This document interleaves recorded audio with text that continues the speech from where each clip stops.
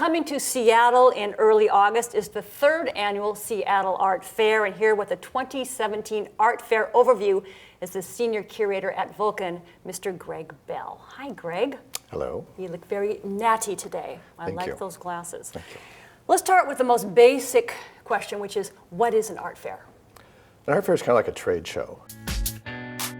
It's an opportunity for galleries to bring their work together with other galleries and to have the collectors and the patrons and the visitors come to see it all in one location. So how does Seattle Art Fair compare with the more established art fairs, like Miami Basel opened in, I think, 1970, the Venice Biennale, which is late, 19th century. So how does Seattle Art Fair compare to those?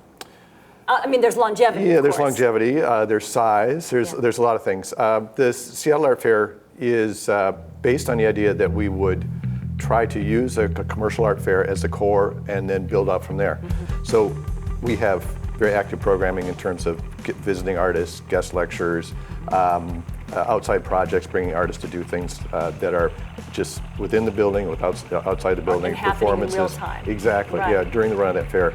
And then we're also really trying to encourage other people to take advantage of the fact that we have this kind of group of people that are coming in to see the fair, and why not use that to promote other things that are going on in Seattle? Well, we know that this is the brainchild of Paul Allen, who has an incredible art collection, which I know you're the curator for that.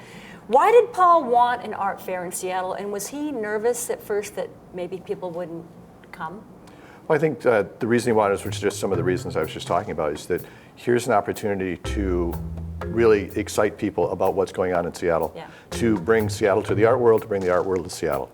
And then secondly, to really help invigorate the cultural scene here. Mm-hmm. Paul has been very generous in getting his work out in shows, in different venues, with the public art in South Lake Union. Mm-hmm. All those things, just trying to engage the public with what's exciting about arts and culture. Mm-hmm. And for him, what is exciting about art and culture? I mean, why is it so important to him? I think it's just because that's what he grew up with that in his household. That was his parents were both librarians. That was just part of the growing up, and it's exciting for him. I think it's just he recognized it as a very key part of being a well-rounded individual. It's just important to have art and culture in your life, no matter what you do, whether you're a scientist, whether you're a programmer, it's whatever. Right. That's going to make your life richer. Right.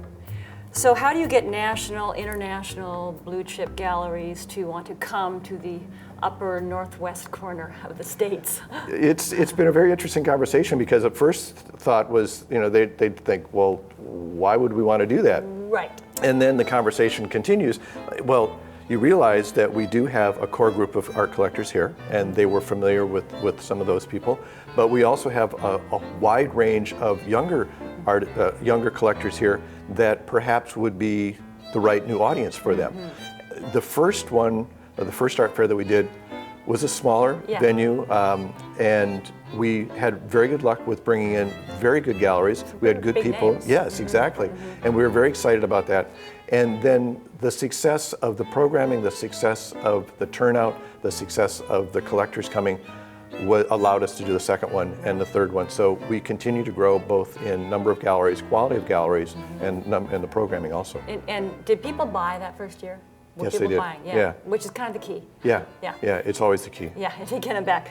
What about the local galleries? Are they represented? Is it important to have local galleries in the fair? Yeah, we think so. We think it's very important, because part of the initial thought was to, again, invigorate the scene. So right. For us, it's really exciting to have local galleries right next to international galleries, and to have that clientele and that kind of interaction. Rubbing shoulders. Exactly. Like that. Mm-hmm. Yeah, it's so important. It elevates the whole game. It does. Don't you think?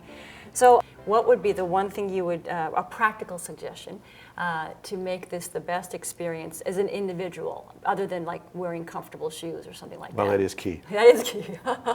I think it's get an idea why you want to be there, whether it's for education, for collecting, for entertainment, and then once you're inside, make sure that you ask questions of the gallerist. Yeah, people often don't want to.